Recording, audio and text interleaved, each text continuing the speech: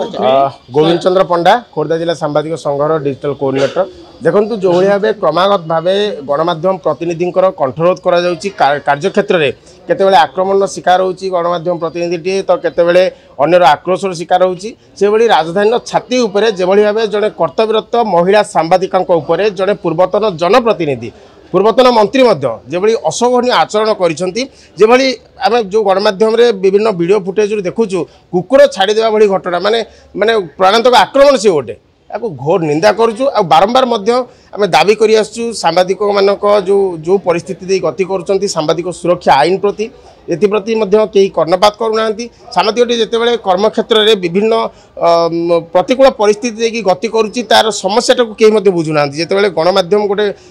गणतंत्र चतुर्थ स्तंभ जो भाव जड़े जनप्रतिनिधि पूर्वतन मंत्री जनप्रतिनिधि जो अशोभनीय आचरण मुझे कह घोर निंदा करुच्ची जो भाई अशोभनीय आचरण कर महिला सांबादिक क्षेत्र में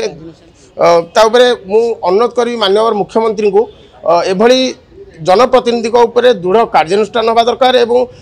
जो भाव गणतंत्र चतुर्थ स्तंभ सांबादिका जो भाई कुकुर छाड़ा भली घटना होती निंदा करुचु विरुद्ध में दृढ़ कार्यानुष्ठान दाबी करुचु से भली सांबादिक सुरक्षा आईन आम दाबी करुचु। शुभ्र रंजन दास सभापति खोर्धा जिला सांबादिक संघ भुवनेश्वर जड़े कर्तव्यरत महिला सांबादिकों जो भाई कुकुर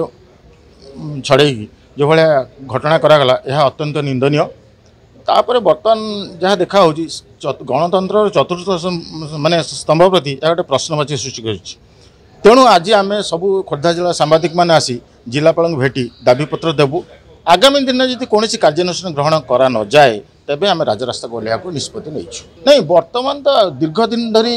दाबी आसी सांबादिक सुरक्षा किंतु कागजपत्र रही है कि बर्तमान आवश्यक हो पड़ी गणतंत्र चतुर्थ स्तंभ सांबादिक सुरक्षा सरकार पदक्षेप निहाती आवश्यक एथि मुख्यमंत्री को आम अनुरोध करूँ।